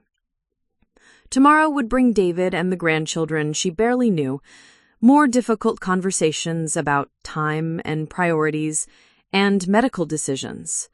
But tonight, she was simply a mother and mother-in-law and extended family member sleeping under the same roof as people who loved her despite everything. It wasn't redemption, exactly. Too much damage had been done for that. But it was something almost as precious. The possibility of love that could survive complete honesty. The chance to build something real in whatever time remained. Outside, Portland's rain continued its gentle percussion against the windows, washing the city clean while 3 women who had found each other again settled into sleep. David's rental car pulled into the driveway at 11:47 a.m., and Arviana watched from the kitchen window as her son emerged, followed by Sarah and 2 teenagers who moved with the awkward grace of people unsure what they were walking into. The morning had been spent in careful domesticity, Lily showing her mother around the neighborhood, Rosa preparing the house for extended family, all of them navigating the strange new reality of shared space and compressed time. "They're here," Arviana announced, unnecessarily, since everyone had been watching for the car. "Are you ready for this?" Lily asked, her voice carrying the protective edge that had emerged over the past 2 days. "I don't think anyone can be ready for a family reunion under these circumstances. But yes, I want to see them." The front door opened before anyone could knock, and suddenly the small living room was full of people and luggage and the complicated energy of family gathering around crisis. David moved straight to his mother, his engineer's composure cracking as he pulled her into a hug that lasted longer than either of them expected. "How are you feeling?" he asked quietly, his medical questions disguised as small talk. "Tired, but stable. The medication is helping with the nausea." "Good, that's good." He stepped back, his hands still on her shoulders, as if to assure himself she was real and present. Sarah approached next, her greeting warm but careful. "Arviana, I'm so glad we could come up. The kids have been excited to see you and to meet their aunt." The teenagers, 16-year-old Emma and 14-year-old Jake, hung back with the studied casualness that adolescence brought to emotionally charged situations. They'd met their grandmother perhaps a dozen times over the years, formal holiday encounters that had never quite developed into real relationships. Now they faced not just reconnection, but the knowledge that time was running out for connection to happen. "Emma, Jake," I opened my arms tentatively, offering hugs that were accepted with more warmth than she dared to hope for. "Grandma Arviana," Emma said, the formal title sounding strange in the casual atmosphere of Lily and Rose's home. "Dad told us about your diagnosis. We're really sorry." "Thank you, sweetheart. But I'm more interested in hearing about your lives. School, friends, plans for the future. All the things I've missed asking about." Lily stepped forward, nervous energy radiating from her as she faced the niece and nephew she'd never met. "You must be Emma and Jake. I'm your Aunt Lily." The formal introduction felt surreal, family members meeting for the first time, relationships that should have been built over years, compressed into a weekend visit organized around terminal illness. But the teenagers proved more adaptable than the adults, accepting the strangeness with the resilience that youth brought to complicated situations. "Dad showed us pictures of your gallery," Jake said, his voice carrying genuine interest. "The installations look really cool. Would you like to see them in person? We could go this afternoon, if your parents agree." "That would be awesome," Emma said, her enthusiasm breaking through the careful politeness. "I'm thinking about majoring in art when I get to college." The revelation created a moment of delighted surprise, followed immediately by the recognition that this was exactly the kind of connection that should have been nurtured over years, rather than discovered during a crisis visit. How many conversations had they missed? How many interests and dreams and fears had developed without the benefit of extended family connection? "Well, then we definitely need to spend some time together," Lily said, her voice warm with possibility, despite the circumstances. They spend the early afternoon rearranging themselves into new configurations, David and Sarah claiming the pull-out couch in Rose's office, the teenagers sharing air mattresses in the living room, everyone adapting to the controlled chaos of too many people in a small space designed for two. The visit to the gallery proved to be a revelation for everyone involved. Emma gravitated immediately toward the more experimental pieces, asking sophisticated questions about technique and meaning that revealed both natural aptitude and serious thought about artistic expression. "This is what I want to do," Emma said, standing before a large mixed media piece that combined painting, sculpture, and found objects. Not exactly like this, but something that pushes boundaries, that makes people think. "What do your parents think about that?" Lily asked carefully, aware that this conversation touched on the same tensions that had destroyed her own relationship with her mother 20 years earlier. "They're supportive," David interjected, his engineer's composure carrying the careful neutrality of someone who'd learned from family history. "We want Emma to pursue her passions, whatever they are." Arviana watched this exchange with fascination and regret. David had learned from his parents' mistakes, had chosen to support his daughter's interests rather than redirect them toward more conventional paths. The wisdom that had come too late for her relationship with Lily was being applied to the next generation. "I could have learned so much from you," Emma said to Lily, as they moved through the gallery space. "All these years, I had an artist in the family, and I didn't even know it. You're learning now." But her voice carried the same sadness that had been haunting all of them, the weight of time lost and connections severed by pride and misunderstanding. Elena arrived while they were still at the gallery, immediately charmed by the teenagers and delighted to have young people interested in the work she helped curate. She took Emma and Jake through the storage area, showing them pieces that weren't currently on display and explaining the practical aspects of running a gallery. "Your aunt is kind of a legend in the arts community here. She's launched more careers than anyone in the city. What makes her so good at it?" Jake asked. "She sees potential before other people do, and she's not afraid to take risks on artists who haven't proven themselves yet." Elena's voice carried the admiration of someone whose own career had been shaped by Lily's mentorship. Plus, she actually cares about the work, not just the commercial success. Artists can tell the difference. Arviana listened to this assessment of her daughter with growing amazement. The young woman she'd dismissed as impractical 20. "Tell us about Grandpa Robert," Emma said as they shared dessert. "Dad's told us some stories, but we'd like to hear your perspective too." The request was unexpected, touching on grief that Arviana had processed largely in isolation. "He would have loved this," she said, gesturing around the crowded table. "Your grandfather believed that family was the most important thing in life, even when the rest of us forgot that sometimes. He tried to keep you and Aunt Lily connected, didn't he?" Jake asked. "He did. He thought the estrangement was a tragedy that would resolve itself if we all just gave it time. Arviana's voice grew soft with memory. He was probably right, but he died before any of us found the courage to bridge the gap. What would he think about this? Lily asked, about us trying to rebuild our relationship now. He'd be thrilled, and probably frustrated that it took a terminal diagnosis to get us all in the same room. Arviana looked around the table at the faces that had become precious to her with startling speed. But he'd also understand that some lessons can only be learned through experience, that some healing can only happen when people are ready for it. After dinner, the teenagers claimed the living room for video games, their easy adaptation to the cramped quarters, making the adults feel both old and envious. David and Sarah took a walk to give everyone breathing room, leaving Arviana, Lily, and Rosa to clean up and process the emotional complexity of extended family reunion. "They're wonderful kids," Lily said as she dried dishes. "David and Sarah have done an amazing job raising them." They have, though I think David was determined not to repeat our mistakes. He's been much more accepting of Emma's artistic interests than I was of yours.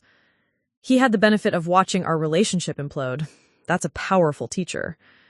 Do you think they resent the lost time, Emma and Jake? I think they're young enough to focus on the present rather than dwelling on what might have been. Rosta joined the conversation from her position organizing leftovers. Though Emma seems particularly frustrated about missing the opportunity to learn from Lily. She's talented, really talented. I'd love to work with her more, maybe set up some kind of mentorship program for when she's in college. The conversation was interrupted by the appearance of Emma herself, drawn by the mention of her name. "Are you talking about me?" she asked with the directness that teenagers brought to adult conversations. "We were discussing your artistic interests and the possibility of spending more time working with your aunt." "That would be incredible!" But Emma's voice trailed off, her expression becoming more serious. "How does this work with the time stuff? I mean, Grandma, how long do we have to build these relationships?" The question was devastating in its simple honesty. While the adults had been carefully dancing around timelines and prognoses, the 16-year-old had cut straight to the heart of their situation. "Dr. Williams thinks I have 3 to 4 months, Arviana said, choosing honesty over protection.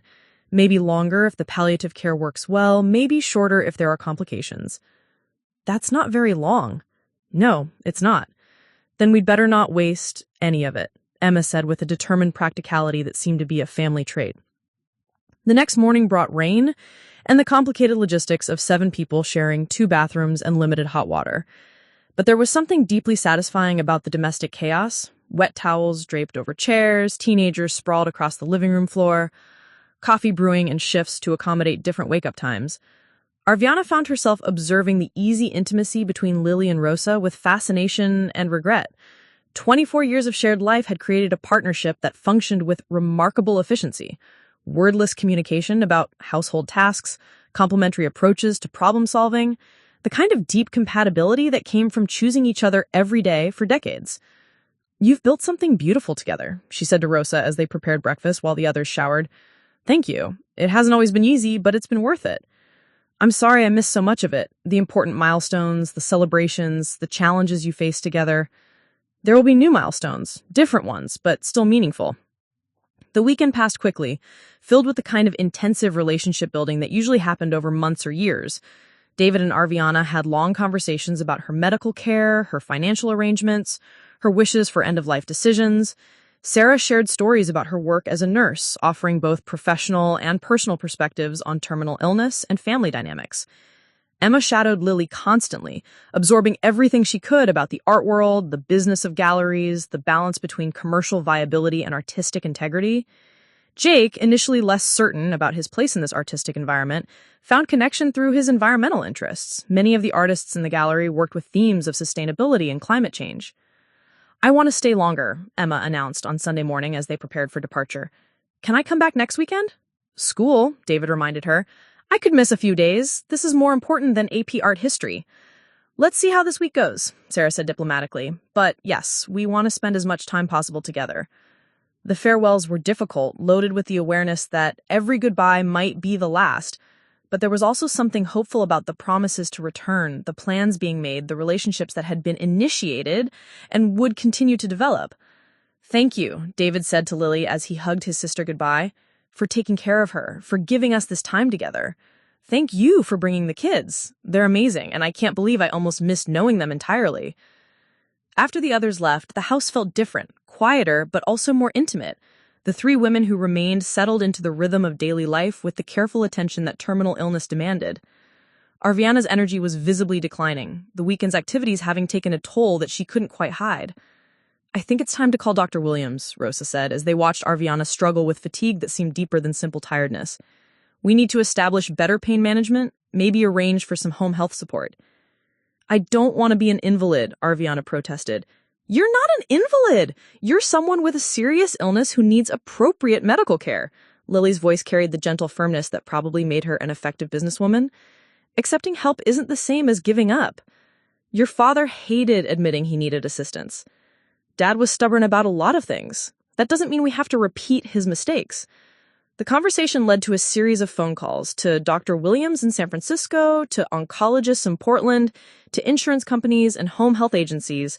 The practicalities of terminal illness were complex, requiring coordination and advocacy, and the kind of detailed planning that Arviana had once found comforting, but now found exhausting. I want to record some things, she said that evening as they sat in the living room, rain streaking the windows and the city settling into its autumnal routine.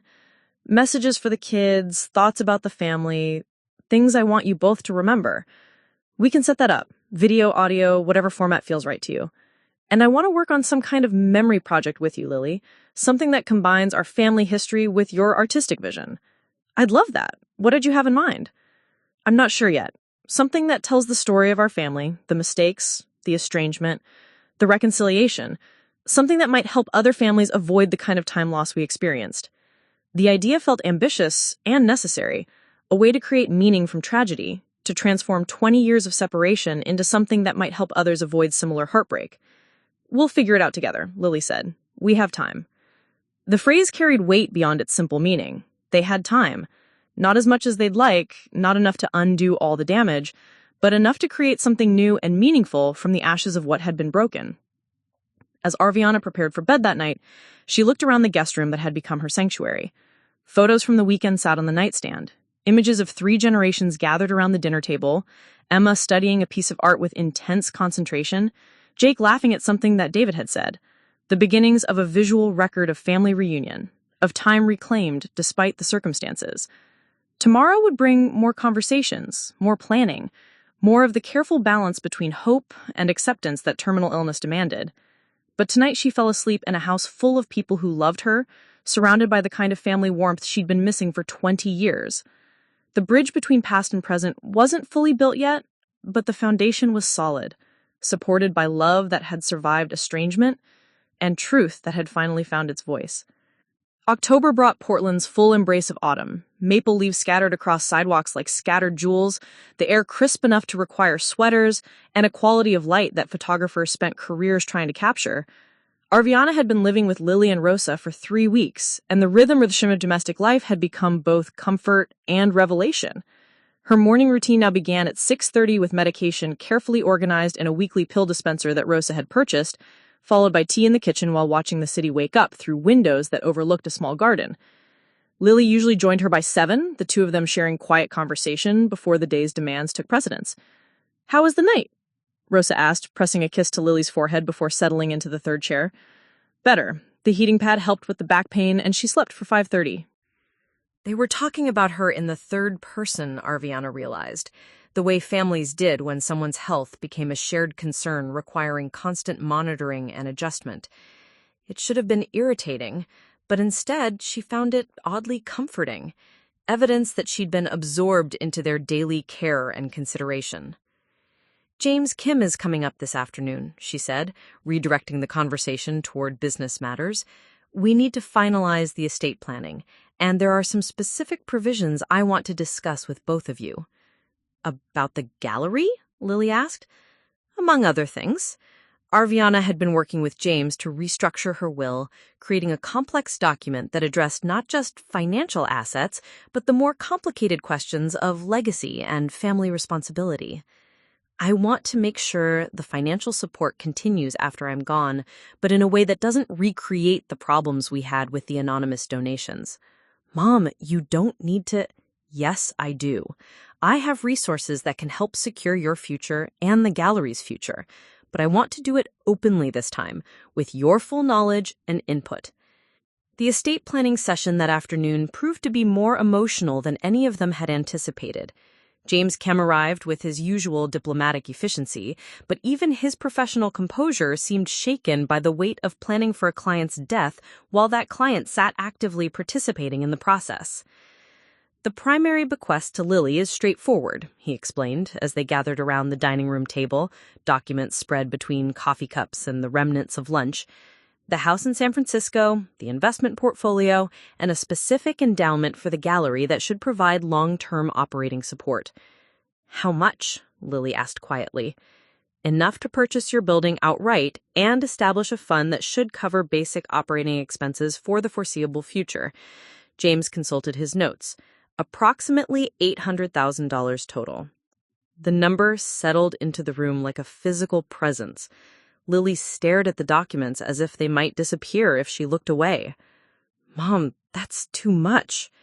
It's what I have to give, and it's what you've earned through 20 years of building something meaningful. Arviana reached across the table to cover her daughter's hand. I spent too many years withholding my support because I didn't understand what you were trying to create. This is my attempt to make up for lost time. But what about David, the grandchildren? David is well established in his career, and I've made separate provisions for Emma and Jake's college expenses. James turned to another set of documents.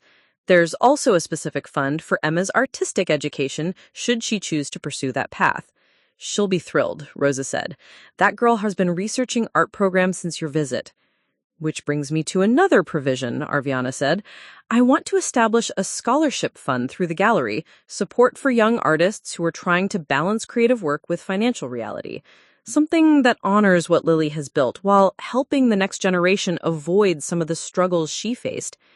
The afternoon continued with detailed discussions of tax implications, trust structures, and the complex legal machinery required to transform personal wealth into lasting institutional support. But underneath the financial planning, they were really talking about love, how to express it responsibly, how to provide support without creating dependence, how to ensure that help strengthened rather than undermined the autonomy of the recipient. There's one more thing, Arviana said, as the formal business concluded. I want to record some video messages for David's children, for Rosa, for you. Things I want to make sure are said while I can still say them clearly. We can set that up easily, Rosa said. I have a good camera and the lighting in the living room should work well. What kind of messages?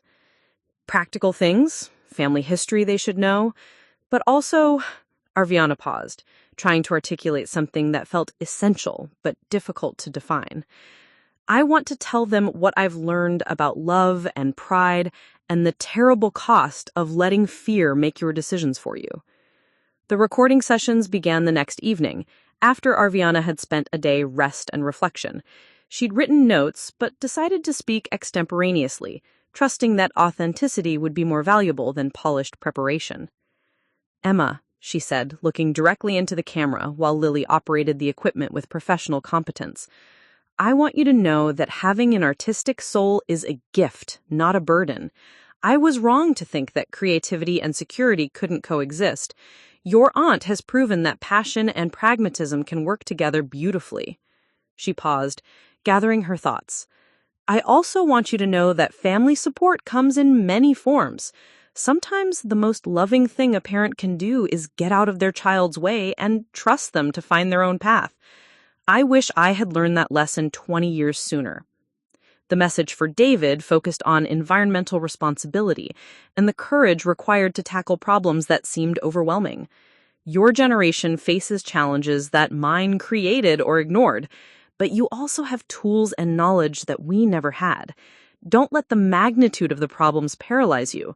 Focus on what you can control and trust that individual actions aggregate into meaningful change. For David, the message was both apology and gratitude. You carried the weight of our family's dysfunction for too long. You tried to hold relationships together that the adults should have been managing. Thank you for never giving up on the possibility that we could heal these wounds. The message for Rosa proved to be the most difficult to record, requiring several attempts before Arviana felt she'd captured what needed to be said. Thank you for loving my daughter better than I did. Thank you for creating the kind of partnership that sustained her through 20 years of family estrangement. Thank you for encouraging this reconciliation, even when it would have been easier to protect her from potential disappointment. For Lily, she decided to wait, to record something more substantial when she was closer to the end. The memory project that Arviana had envisioned began to take shape as October progressed.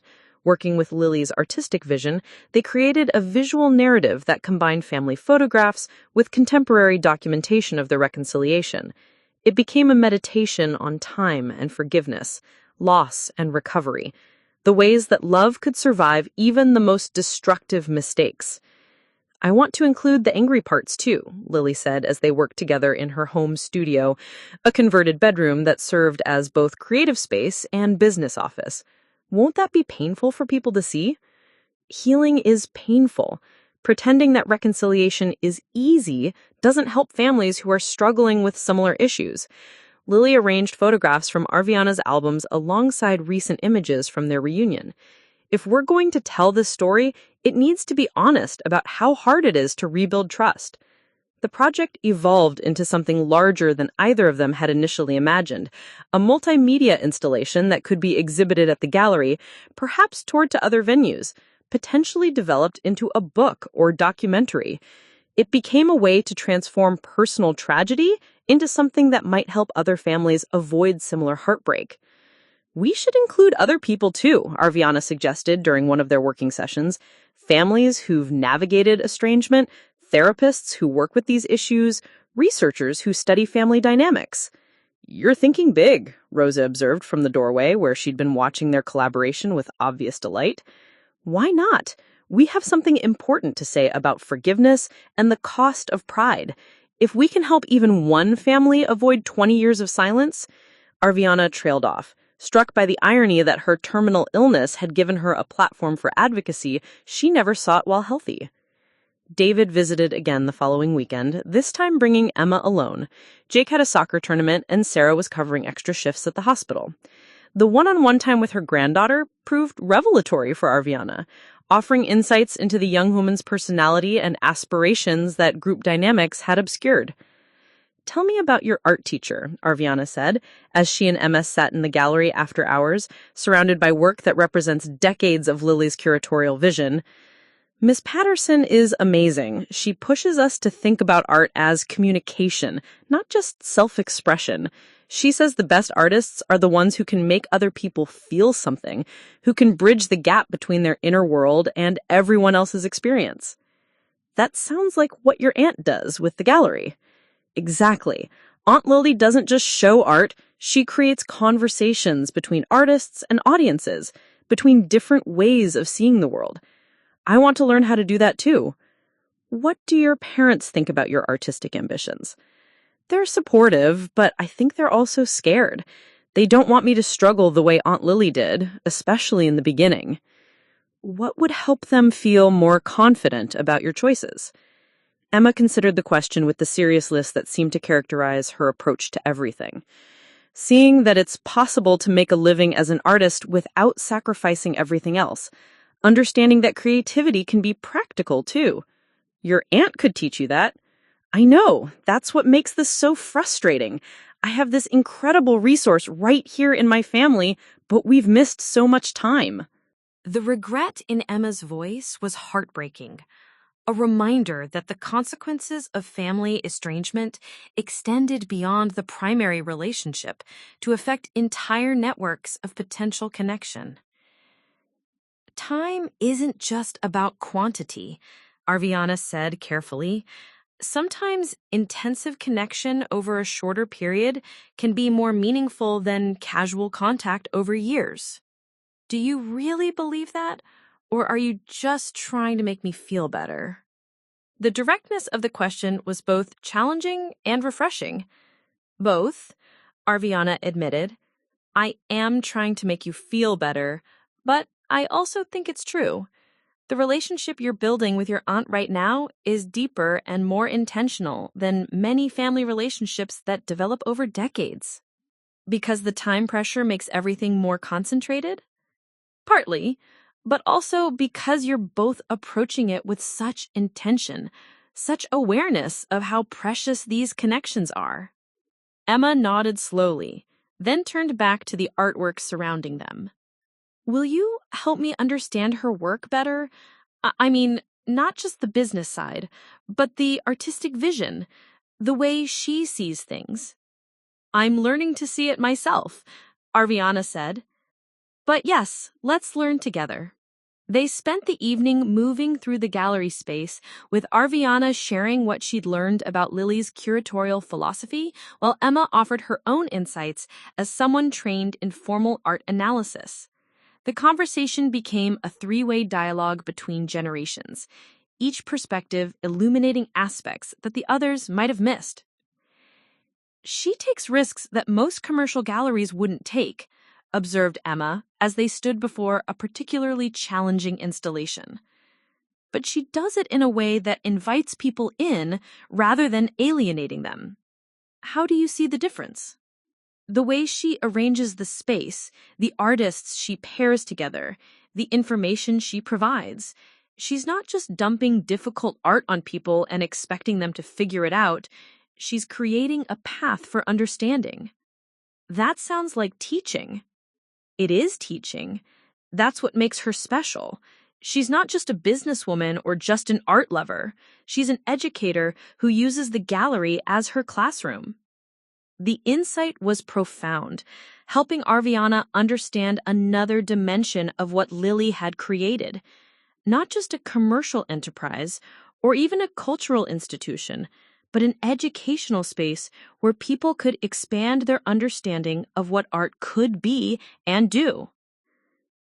By the time Emma and David departed on Sunday, the Memory Project had evolved to include her perspective as well, the voice of the next generation, reflecting on family dynamics and the impact of estrangement on relationships that should have been foundational. I want to include Emma's interviews in the final installation, Lily said as they watched the car disappear down the street. Her insights about family legacy and lost time add a dimension we couldn't have created ourselves. She's remarkable, both your nephew are, but Emma has something special, an ability to see patterns and connections that goes beyond her years. She gets that from you, I think. The analytical mind combined with emotional intelligence, and from you too, the artistic vision, the ability to synthesize different perspectives into something coherent and beautiful. The compliment felt both accurate and meaningful, recognition that families pass down both challenges and gifts, that even fractured relationships could transmit valuable qualities across generations. As October progressed toward November, Arviana's physical decline became more noticeable, despite the adjusted medications and careful symptom management. The afternoon naps grew longer, the periods of clear energy shorter, the careful balance between pain relief and mental clarity more difficult to maintain. Dr. Martinez thinks we should consider hospice services, Rosa said during one of their evening conversations, her voice carefully neutral in the way that indicated difficult topics. What does that involve? Additional nursing support, specialized equipment for home care, a team approach to symptom management. Rosa consulted the notes she had taken during the medical consultation. The goal would be to keep you comfortable at home for as long as possible. How long is as long as possible? It depends on how the disease progresses. Weeks, possibly a couple of months. The timeline was both shocking and oddly comforting. Shocking because it made the approaching end feel immediate and concrete. Comforting because it provided structure for the decisions that needed to be made about medical care and final arrangements. I want to finish the Memory Project first, Arviana said, and I want to record that final message for Lily, But yes, let's arrange for hospice support. Are you scared? Lily asked quietly. About dying? Sometimes, but not as much as I expected. Arviana considered the question carefully. I'm more afraid of unfinished business, of leaving things unsaid or undone. What still needs to be said? I'm not sure yet. That's what I need to figure out. That night, as November rain began its earnest assault on Portland's autumn colors, Arviana lay in the guest room that had become her sanctuary and contemplated the strange gift that terminal illness had given her, the opportunity to approach death deliberately, with relationships restored and love expressed, surrounded by family who would carry her memory forward with understanding rather than regret. The work wasn't finished yet. There were still conversations to be had, projects to be completed, final arrangements to be made. But the foundation was solid now, built on truth and sustained by the kind of love that could survive complete honesty. Tomorrow would bring more planning, more recording, more of the careful balance between hope and acceptance that marked the final phase of life. Tonight she was simply grateful to be dying in a house full of people who loved her, part of a family that had learned to value connection over pride, truth over comfort, love over fear. The bridge between past and future was nearly complete, strong enough to carry her legacy forward and meaningful enough to justify the journey it had taken to build it. November brought Portland's signature rain and the knowledge that time was running out faster than anyone wanted to admit. Dr. Martinez had been direct during her last visit. Arviana's condition was deteriorating rapidly, and they were looking at days rather than weeks. I need to finish recording your message, she said to Lily as they sat together in the living room, rain streaking the windows. Her periods of clarity were becoming shorter and less predictable as the morphine increased to stay ahead of the pain. Lily set up the camera with practiced efficiency, though her hands trembled slightly. This would likely be her mother's final coherent communication. Lily, Arviana began, looking directly into the lens. I'm recording this knowing that by the time you watch it, I'll be gone. I wanted my last words to you to be something you could return to whenever you needed to remember how much I love you. Her voice was steady despite the medication. I've spent these months learning who you really are. Not the daughter I tried to create, but the woman you chose to become. I am so proud of the person you've become, the life you've built, the love you've shared with Rosa. She paused, gathering strength. You've built something beautiful, Lily. The gallery, yes, but more than that. The way you've used art to help people understand themselves and each other. The way you've created community. Don't let my mistakes teach you to be afraid of love. Don't let pride prevent you from building the relationships that matter. Life is too short, and love is too precious. David arrived the next day with Sarah and the teenagers, understanding without being told that this was their final visit. Emma spent hours at Arviana's bedside, sharing artwork and college plans. I'm applying to art schools, Emma announced, and I'm going to mention Aunt Lily in my essays, how she's taught me that creativity and business can work together. That's wonderful, sweetheart. She'll be a great mentor for you. Will you tell her to keep mentoring me even after you're gone? Of course. And Emma, there's going to be a scholarship fund through the gallery, money for young artists who want to study both the creative and business sides. I want you involved in selecting recipients. The weekend passed in a blur of conversation and quiet companionship. On Sunday, as David's family prepared to leave, the goodbyes carried the weight of finality. Take care of Lily, Arviana told David. She's going to need family support. We will. Emma's already planning to spend summers in Portland working at the gallery. After they left, the house settled into the quiet rhythm of Arviana's final days.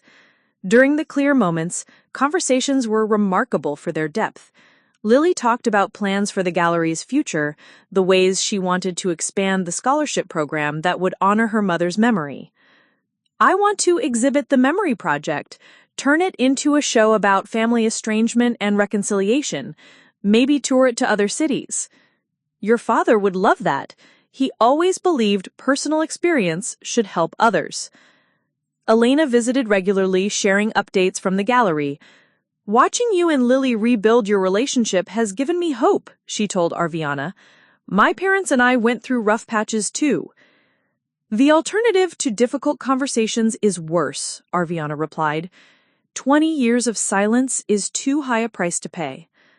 On a Thursday evening in early December, Arviana experienced a moment of perfect clarity.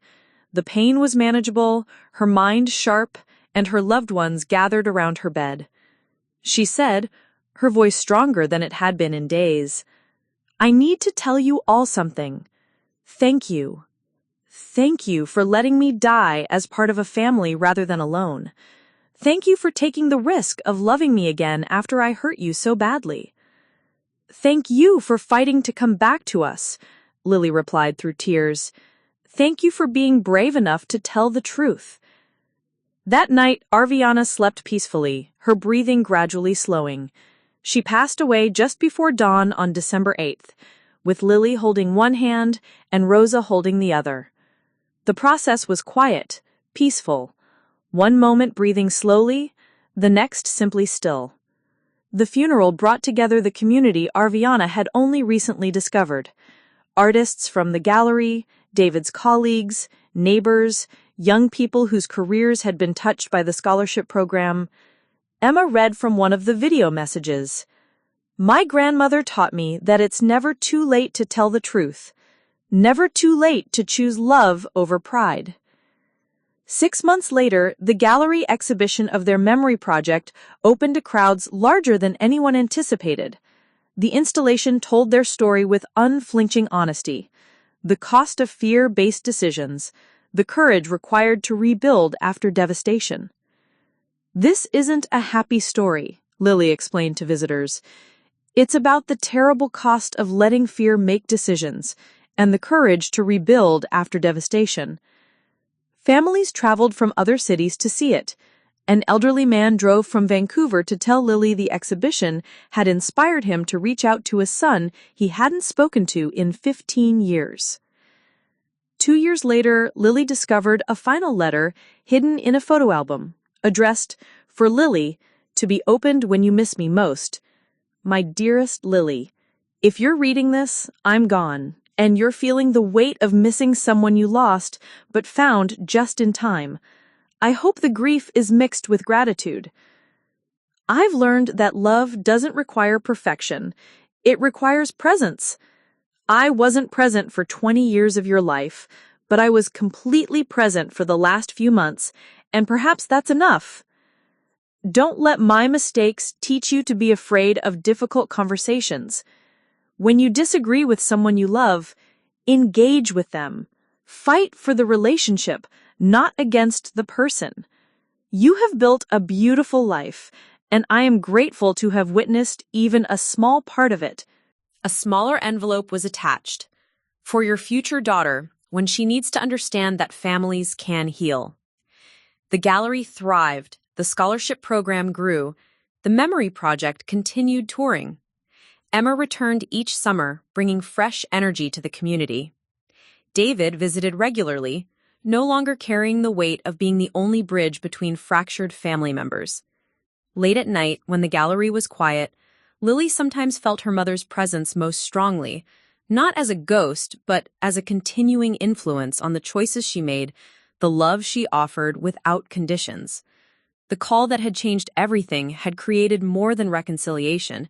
It had become a template for how families could rebuild after devastating damage, how truth could heal even when it came almost too late, how love could triumph over pride if people were brave enough to be completely vulnerable. Her legacy lived in the artists supported by the scholarship program, in families inspired to attempt their own difficult conversations, in the proof that love could survive anything if given the chance to be authentic. In the end, it was enough. It was everything. Up next, we have 2 more incredible stories that are waiting for you. Just click the image you want to watch and it will take you there. If you enjoyed this video, make sure to subscribe. It would mean a lot.